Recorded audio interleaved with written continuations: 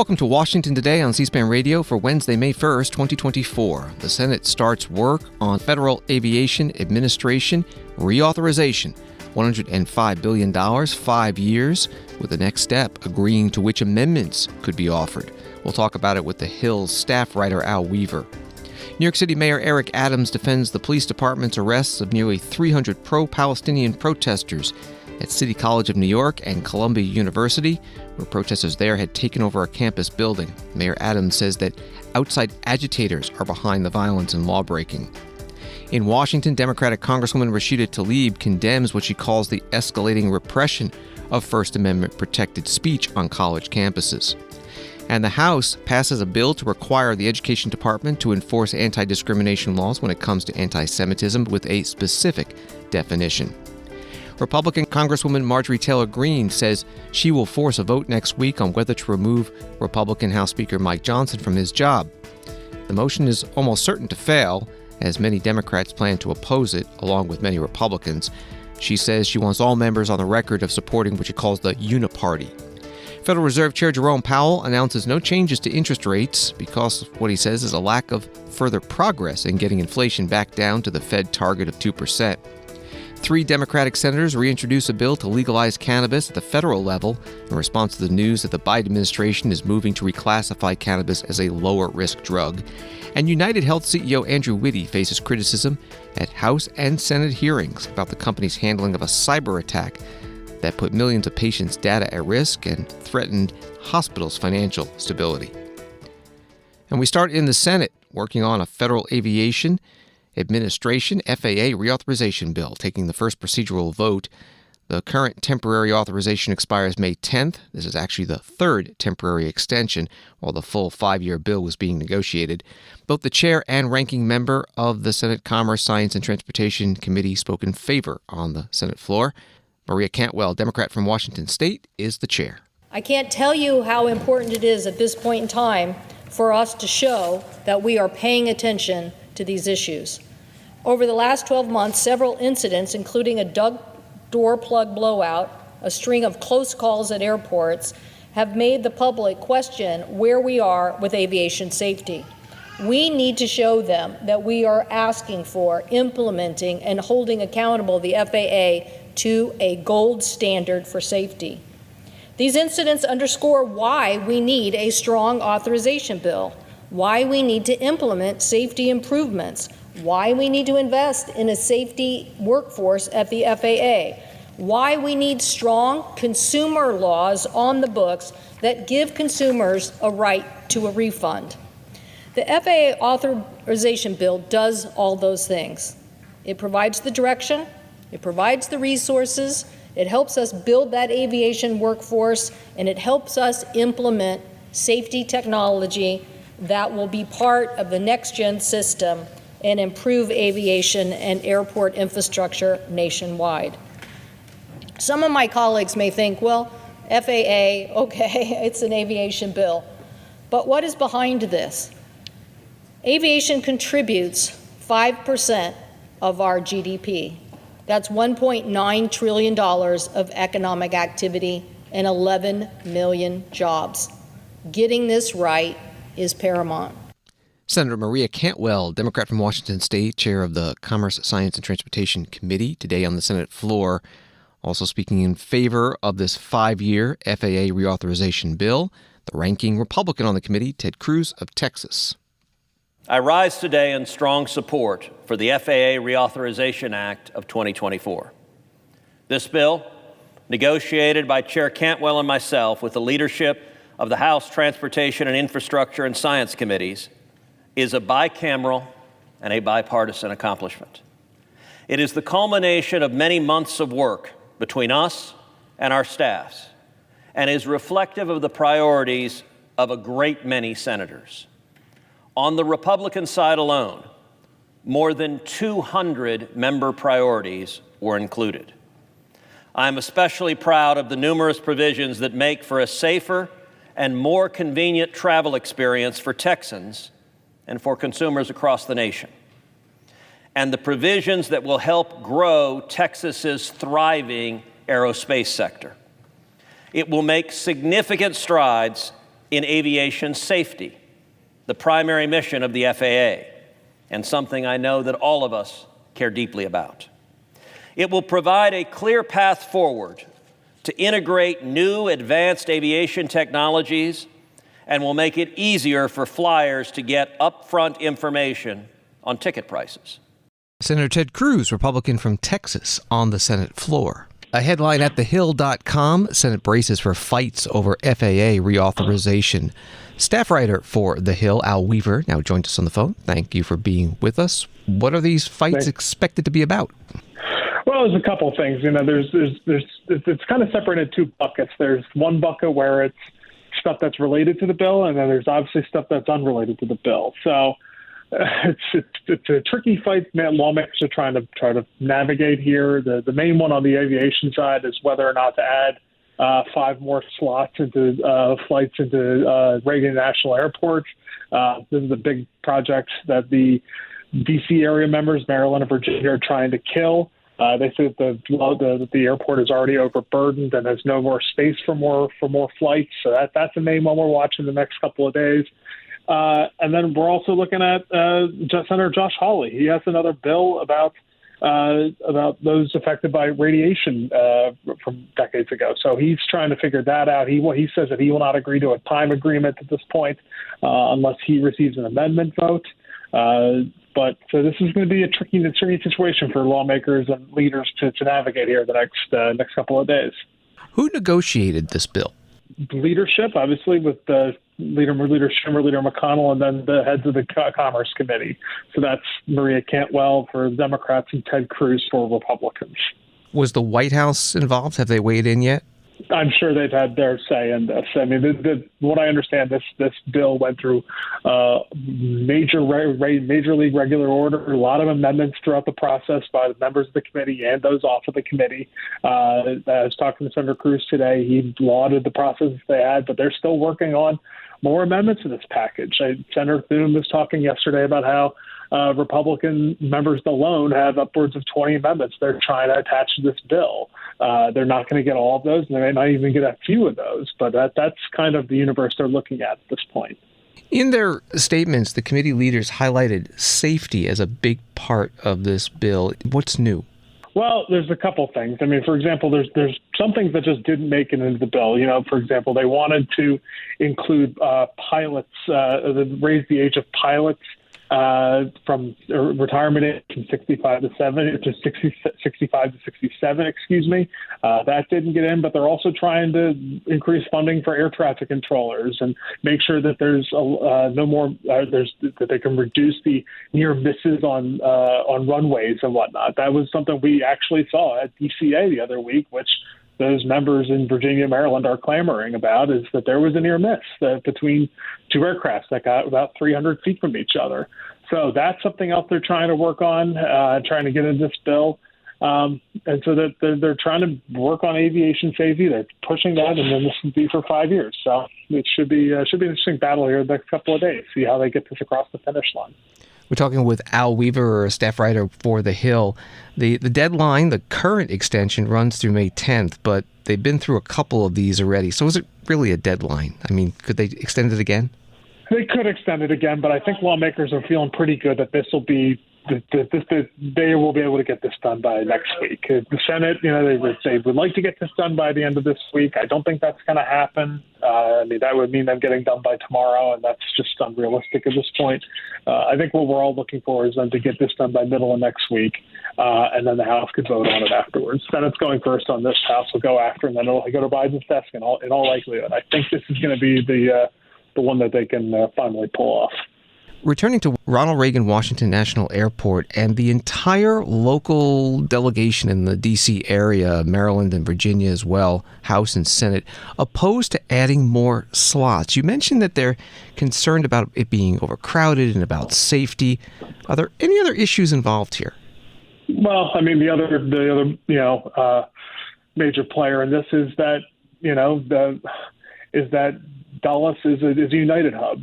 United is one of the leading companies that's lobbied against this bill. They are worried that DCA is going to take some of these long-range flights from places like Dulles and BWI that normally service those types of flights. So that's also a major concern. But the members of those delegations, they have pounded the tables, just talking about how this is not a safe decision for members to take. So we're going to see how this plays out. I think it's going to be an amendment in the next couple of days. They'll probably get it at 51, the majority. So there's a chance, but it's weird. There's a lot of odd bedfellows on this bill, and how people are lining up on different sides. It's not like a normal partisan bill. So it's kind of odd to see how people shape up on this. Al Weaver, staff writer for The Hill. Find his article at thehill.com. Thank you very much. Thank you. And as always, you can follow the Senate live gavel to gavel on C-SPAN 2 television and on the C-SPAN Now mobile app as they consider this FAA reauthorization bill. Story from the New York Times. Mayor Eric Adams on Wednesday defended the overnight arrest of nearly 300 campus protesters in New York City, praising the police for using restraint and arguing that protesters were anti-Semitic and led by outsiders who were part of a global effort to radicalize young people. Mr. Adams said at a news conference at the police headquarters that he had advised Columbia University's leaders that the police had seen a shift in tactics at the protests led by outside agitators and that you have more than peaceful protest on your hands. Columbia said it had called the police to campus for the second time in less than 2 weeks after the building Hamilton Hall was vandalized and blockaded. The university's president asked the NYPD to maintain a presence on campus through at least May 17th to prevent further encampments or occupations. That was from the New York Times. There were arrests overnight as well at City College of New York. Here's part of Mayor Adams' news conference. I saw similar indicators from the Black Lives Matters march when it was brought to my attention that there were those who came to the city to disrupt our city. And she was able, through her team, was able to conduct an investigation, and what I feared was actually materialized and actualized by those who were on the ground. And I know that there are those who are attempting to say, well, the majority of people may have been students. You don't have to be the majority to influence and co-op an operation. That is what this is about. And so if we want to play the word police, you could do so. I want to play the New York City police, where we're going to protect our city from those who are attempting to do what is happening globally. There is a movement to radicalize young people, and I'm not going to wait until it's done and all of a sudden acknowledge the existence of it. This is a global problem that young people are being influenced by those who are professionals at radicalizing our children, and I'm not going to allow that to happen as the mayor of the city of New York. So the men and women of the New York City Police Department should be proud of yourself.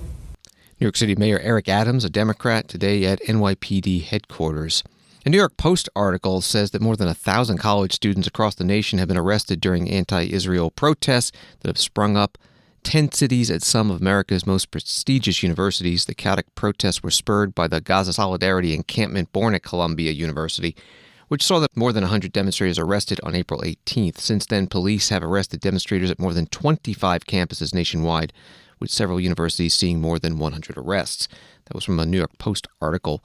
In Washington, D.C., Congresswoman Rashida Tlaib, Democrat from New York, spoke on the House floor. Mr. Speaker, dissent is a fundamental American value.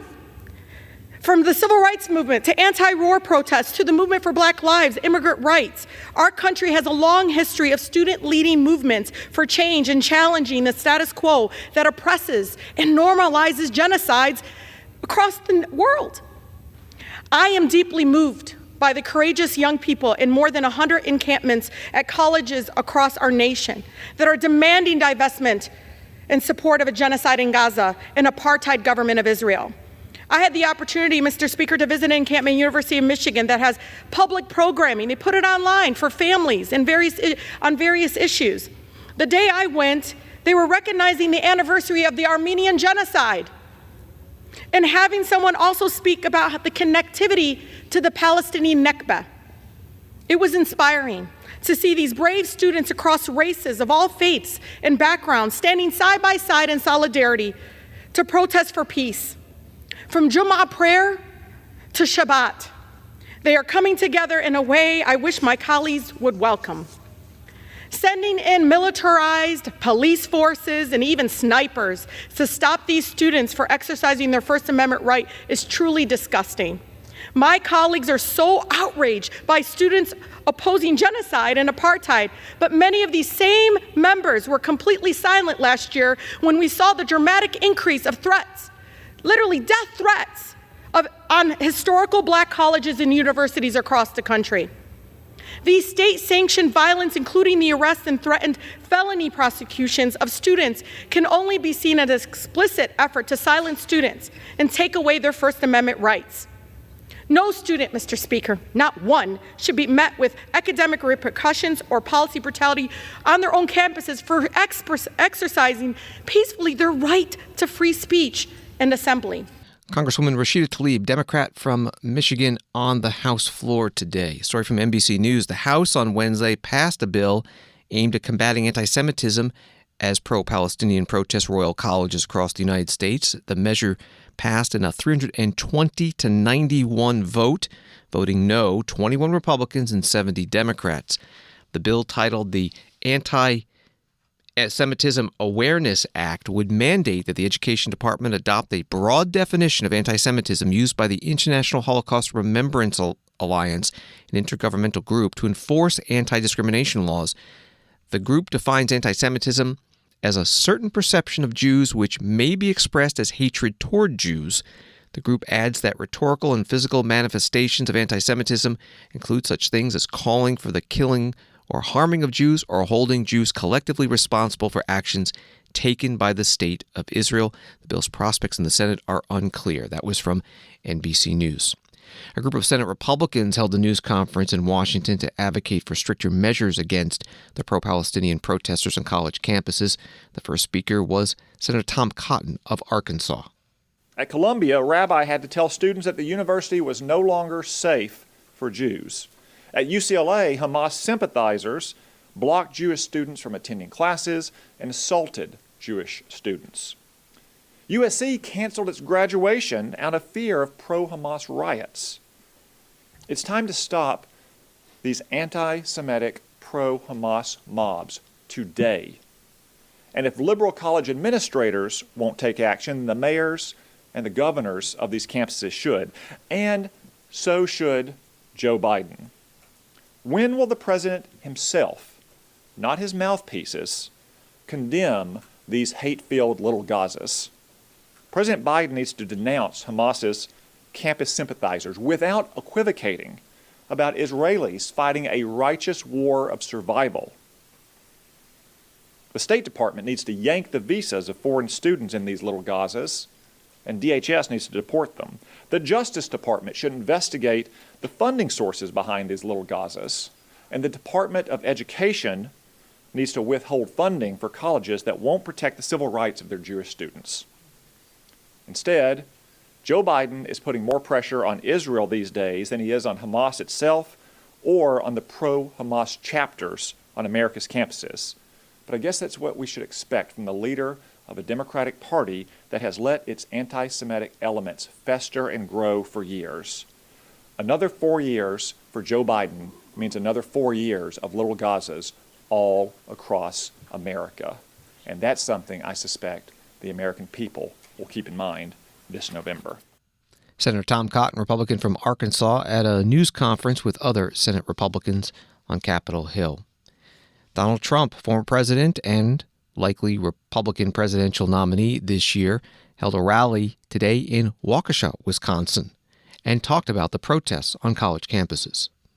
The radical extremists and far-left agitators are terrorizing college campuses, as you possibly noticed, and Biden's nowhere to be found. He hasn't said anything. But they're his political base. Do you think if he did say, okay, look, let's not kid ourselves. Ladies and gentlemen, President Biden is coming to give you his words of inspiration. Now, does anybody think that it will be so inspiring that everybody will say, oh, we have to go home. We love our country. No. They'll say, do you believe the guy that's the president of that country? This guy, he needs something. Now think of it. But he hasn't been heard from. You know, he's the president. When you have a problem like that, you should go out and talk about it and talk to the people. But there's a big problem. There's a big fever in our country, and he's not talking. But if he did, it wouldn't matter. In fact, I think it would actually make it worse. Many of them aren't even students, and many of them come from foreign countries. Thousands and thousands are from foreign countries. I was wondering about that. I'm saying, where did these people come from? To every college president, I say, remove the encampments immediately, vanquish the radicals, and take back our campuses for all of the normal students who want a safe place from which to learn. Donald Trump, former president and 2024 Republican presidential candidate and likely party nominee, holding a rally in Waukesha, Wisconsin. Also has a rally scheduled tonight in Freeland, Michigan, 2 battleground states. And since this is Wednesday, it is dark at the New York courtroom where his hush money criminal trial has been ongoing, so he does not have to be there. From Jerusalem, Associated Press reports that Secretary of State Antony Blinken met with Israeli leaders Wednesday in his push for a ceasefire deal between Israel and Hamas, saying the time is now for an agreement that would free hostages and bring a pause to the nearly 7 months of war in Gaza. Blinken is on his 7th visit to the region since the war erupted in October, aiming to secure what's been an elusive deal between Israel and Hamas that could avert an Israeli incursion into the southern Gaza town of Rafah, where some 1.4 million Palestinians are sheltering. That was from Associated Press. And this is Washington Today. From the Washington Post, Congresswoman Marjorie Taylor Greene, Republican of Georgia, on Wednesday morning pledged to trigger her motion to oust Speaker Mike Johnson, Republican from Louisiana, as the top leader of the House, announcing she wants a floor vote on the Speaker's future next week. Her chances of success, however, are in doubt because House Democratic leadership has pledged to rescue Johnson from the Congresswoman's motion to vacate by attempting to kill the measure before it can gain any traction. Nonetheless, Republicans hold a 2-vote House majority, and anything could happen in the volatile chamber where support from GOP hardliners is always in question. That was from the Washington Post. Congresswoman Greene held a news conference outside the U.S. Capitol building. I think the American people need to see a recorded vote of does the members of Congress support the uniparty?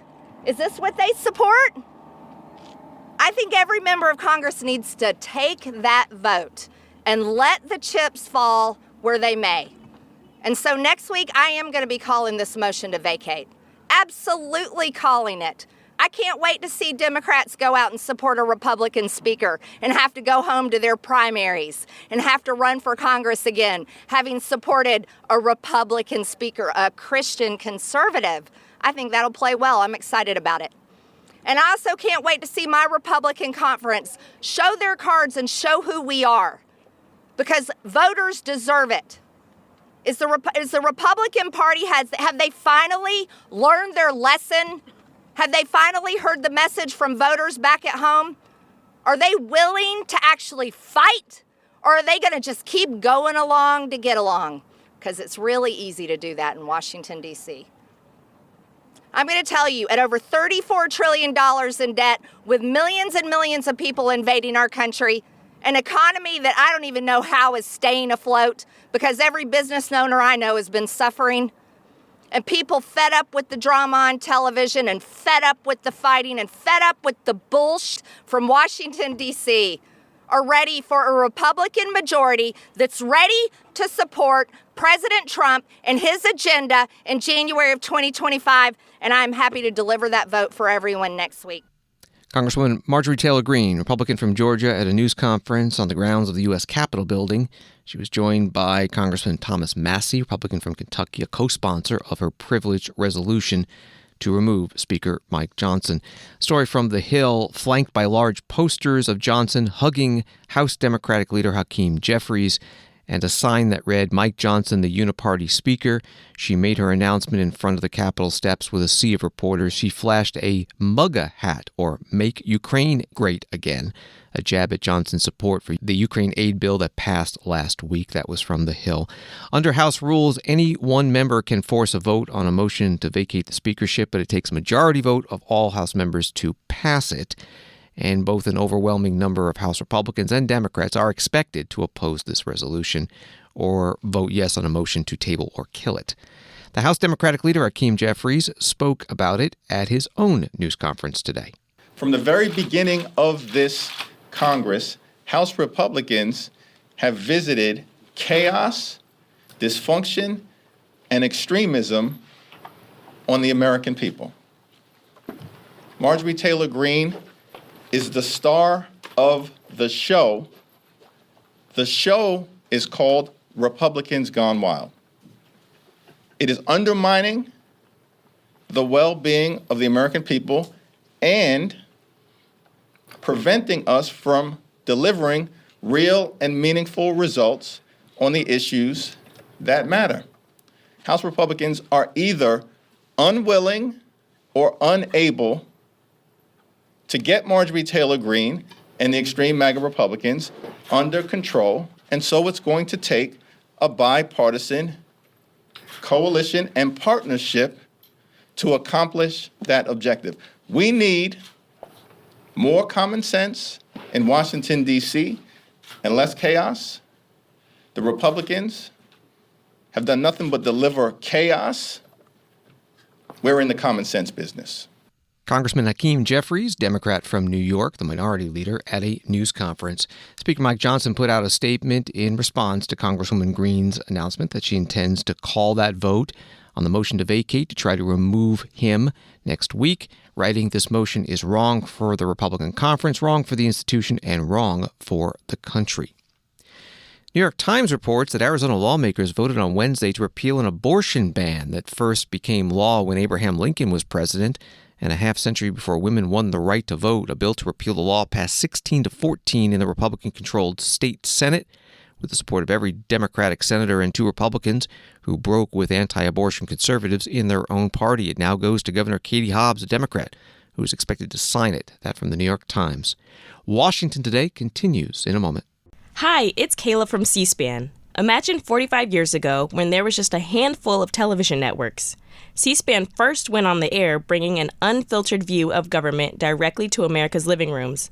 No spin, no commentary, just pure democracy in action. And it's Greta from C-SPAN.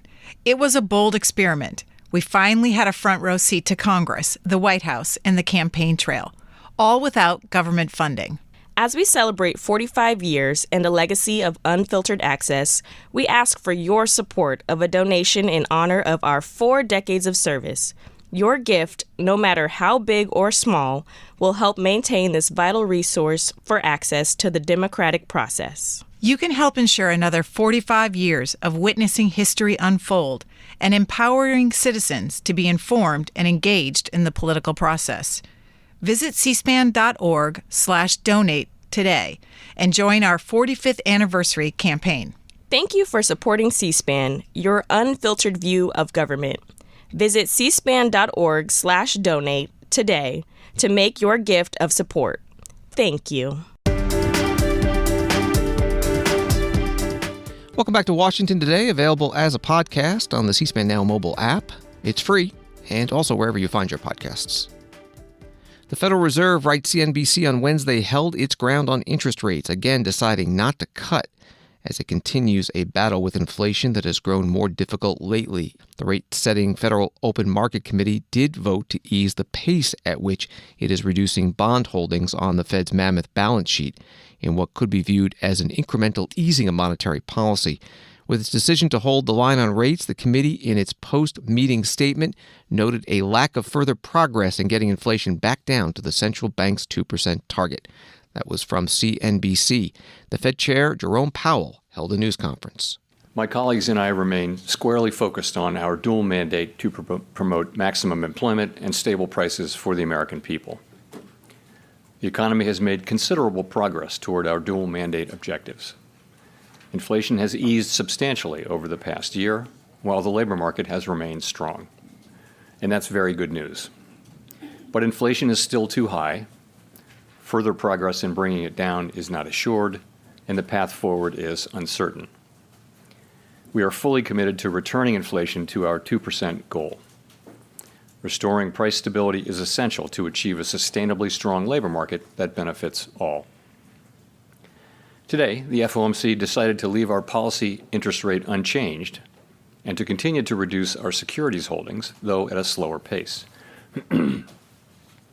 Our restrictive stance of monetary policy has been putting downward pressure on economic activity and inflation, and the risks to achieving our employment and inflation goals have moved toward better balance over the past year. However, in recent months, inflation has shown a lack of further progress toward our 2% objective, and we remain highly attentive to inflation risks. Federal Reserve Chair Jerome Powell at a news conference in Washington. Reaction on Wall Street, the Dow up 87, Nasdaq down 52, S&P down 14. Congresswoman Virginia Foxx, Republican from North Carolina, chair of the House Education and Workforce Committee, writes The Hill, on Wednesday threatened to subpoena Acting Secretary of Labor Julie Su for information regarding the department's return to work plan. In a committee hearing Wednesday morning in which Su testified, Foxx said she plans to serve a subpoena on the labor chief if she does not hand over the requested information by Monday. That was from The Hill, return to work referring to physical in-office versus teleworking or other arrangements. C-SPAN covered this hearing. Here are some questions about Julie Su's experience. First from Lisa McClain, Republican from Michigan. Do you believe in capitalism? Yes, wonderful. Have you ever owned a business? I've said this before, and I'm sure I'm going to get cut off saying it now, but Good. I am the that daughter would be a yes or of no. small business owners. So that's great. I'm a daughter when too. I was growing up. So okay, this should be really easy for you. Let's try this again. Listen carefully. If you need to write a note down, that's fine. Have you... It is kind of comical when you're supposed to be the acting secretary and you can't answer a question. So I'm with you on the comedy. Unfortunately, it's not that comical because it's real life. So let's try it again. Have you, not the daughter, not the mother, not the sister, not the aunt, have you ever owned a business? Congresswoman, you asked me why the rule is important. Okay, let's try this again. So you're making a ton of money. You're making legislation for business owners. You're supposed to be in charge as the acting person, yet you can't answer a simple question. Amazing to me. Maybe we should just pay you more money and that would help you answer the question. I'm going to go back to the question again. Have you ever owned a business? Not a trick question. Congresswoman, there are working people in this country yes. who do not choose this to be is the very reason why you can't get confirmed is because you can't answer a question, right? It's I'll even accept an I don't know. Have you ever owned a business? And yes, I'm Congresswoman. So have you ever owned a business? Working people in this country are entitled to basic protections under the federal law. It is our job at the Department of Labor. Yes, you have owned a business, or no, that's not? I mean, you are brilliant at answering a question that I didn't ask. And this is the very reason why you can't get confirmed in the Senate, because nobody trusts you. Because you can't answer a simple question. If you're supposed to be in charge, I would think it's not too much to ask to be able to answer a question. And with that, my disappointment continues to grow and your smugness continues to be very unacceptable. But you continue being acting secretary, making policies of which you know nothing about. And with that, I yield back. Congresswoman Lisa McClain, Republican from Michigan, questioning the acting Secretary of Labor, Julie Su, at today's Education and the Workforce Committee. Later, these questions from Congresswoman Jahana Hayes, Democrat from Connecticut. Thank you for being here. I jotted down a few things before I get to my questions. I just want to ask you very directly. Have you ever been an employee? Have I ever been an employee? Yes, I have. Yes. Does the Department of Labor have any responsibility to workers, employees, if you will? Yes, we do. So the idea that only business owners should have any input in this space is completely flawed, because a majority of your job and the work that you do affects employees. Am I correct? Yes, our fundamental mission is to serve the working people of this country. That's what I thought. So it's actually quite appropriate that someone who has been an employee would lead the Department of Labor. Yes? Yes. Yes. Thank you, Congresswoman. Acting Labor Secretary Julie Su and Congresswoman Jahana Hayes, Democrat from Connecticut, at the Education and Workforce Committee hearing looking at the president's proposed fiscal year 2025 budget for the Labor Department. Julie Su has been acting secretary for about 13 months. The Senate Labor Committee has approved her nomination, but it's not been brought up to the Senate for a vote. A CNN article from last week, Ford's electric vehicle unit reported that losses soared in the first quarter to $1.3 billion, or $132,000 for each of the 10,000 vehicles it sold in the first 3 months of the year, helping to drag down earnings for the company overall. The future of electric vehicles was one of the topics today as the Energy Secretary Jennifer Granholm testified before the House Energy and Commerce Committee. Here are the questions from Congressman Brett Guthrie, Republican from Kentucky. Last time you were here, it's hard to remember from a year ago, but I remember we talked about EV and the EV mandates coming forward. And I know, being the former governor of Michigan, I have great appreciation for the American automotive industry moving forward. And my concern was before that the EV mandates are just going to make inefficient the automotive industry. For example, after the Inflation Reduction Act, Ford Motor Company, and we're proud made a decision to build 2 battery plants in my district. Now that the market's kind of moving forward, they're going to go forward with, they're finishing both, or the shell of both, but going to go forward with one. It's just that, and you hear dealers talk about people just don't want the cars now. And the issue is, and I know that your experience and Jim Farley from Ford had experience of just having access to batteries, battery charging.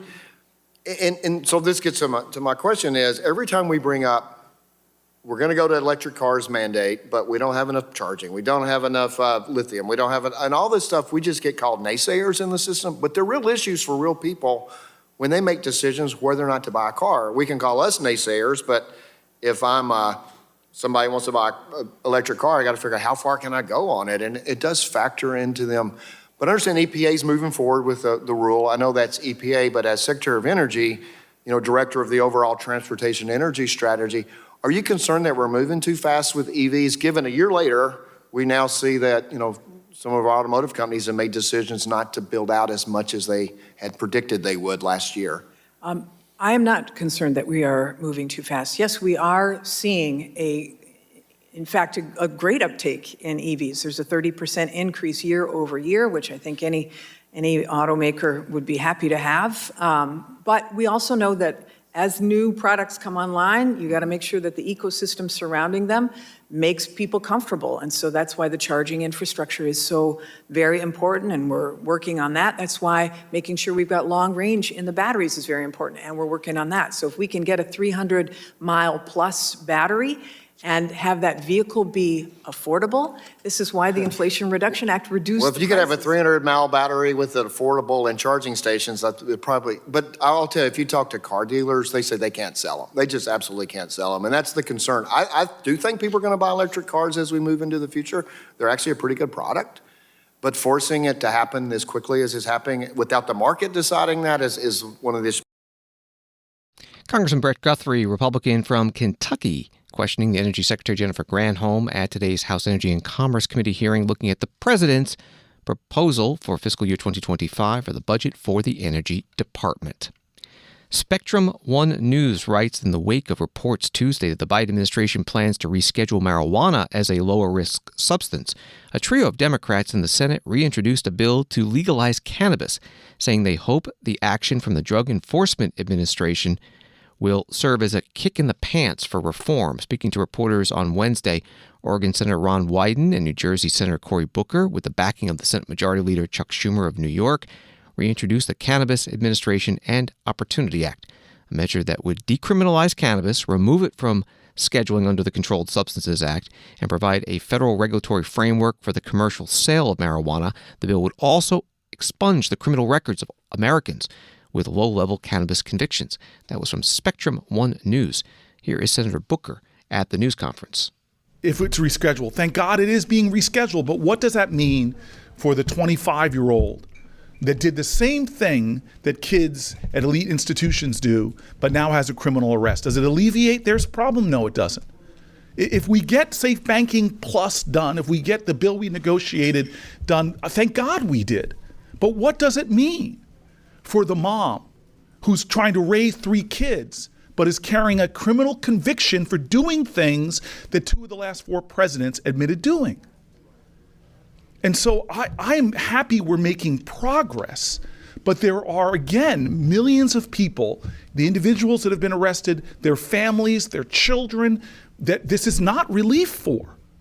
And that's what's important today, is we're putting out a comprehensive bill that would address the ongoing cancerous injustices that are going on with the war on drugs, of the millions of people that are yearning to have justice, to put justice in their justice system and end their financial nightmares. Senator Cory Booker, a Democrat from New Jersey, at a news conference on Capitol Hill with other Senate Democrats, Ron Wyden and Chuck Schumer, reintroducing their Cannabis Administration and Opportunity Act. At the White House, the press secretary, Karine Jean-Pierre, was asked about those reports. The Biden administration has taken the next step to reschedule cannabis from high-risk Schedule 1 to lower-risk Schedule 3.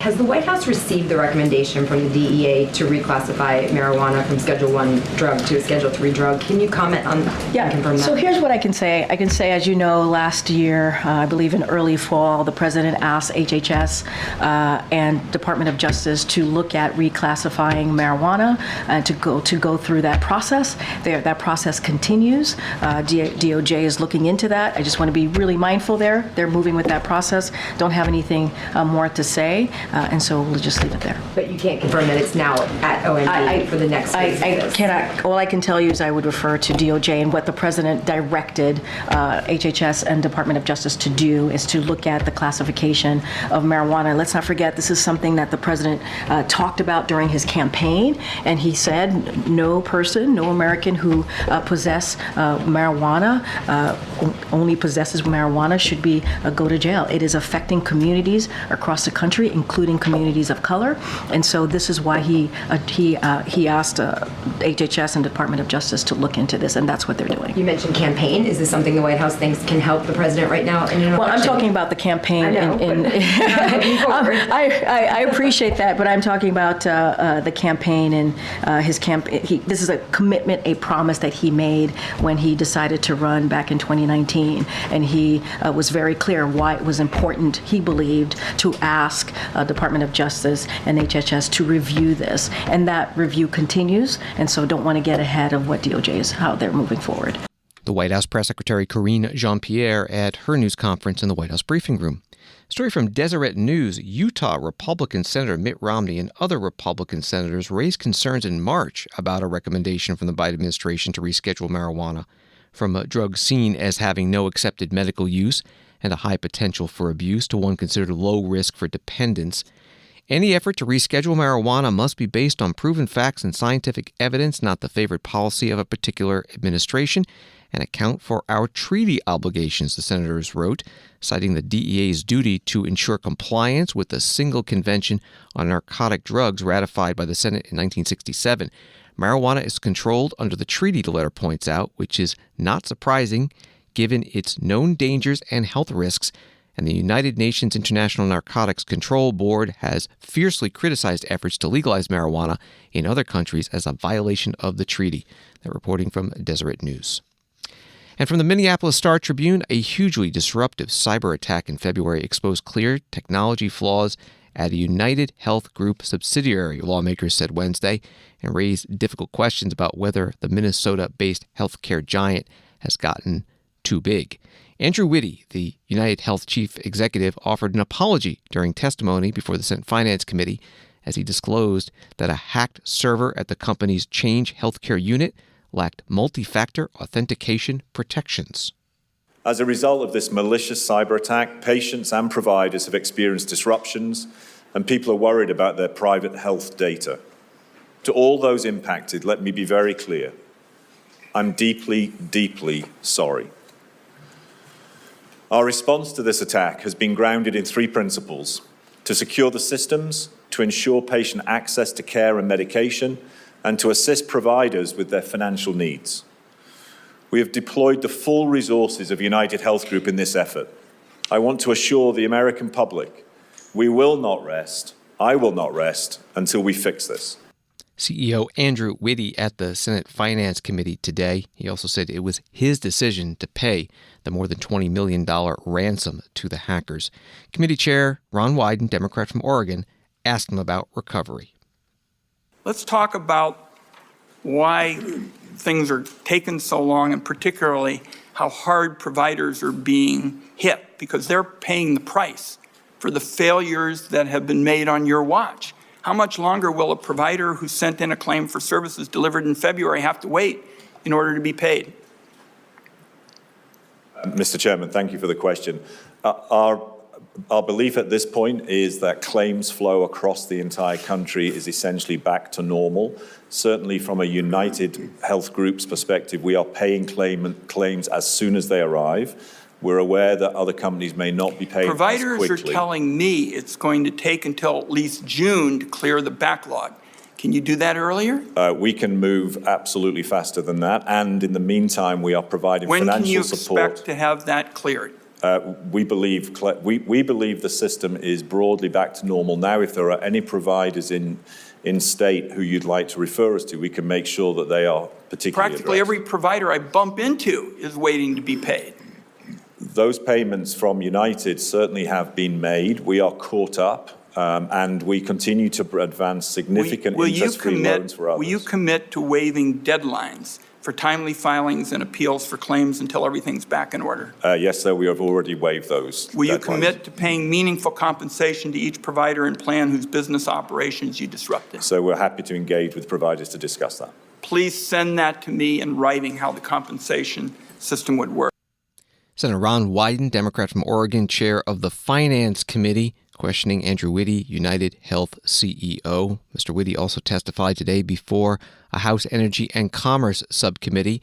C-SPAN covered both hearings. Find the video in their entirety at our website, cspan.org. And thanks for listening to Washington Today. Subscribe to C-SPAN's free evening newsletter word for word, and you'll get the stories making headlines in Washington sent to your inbox every day. Sign up at cspan.org/connect. Have a good night.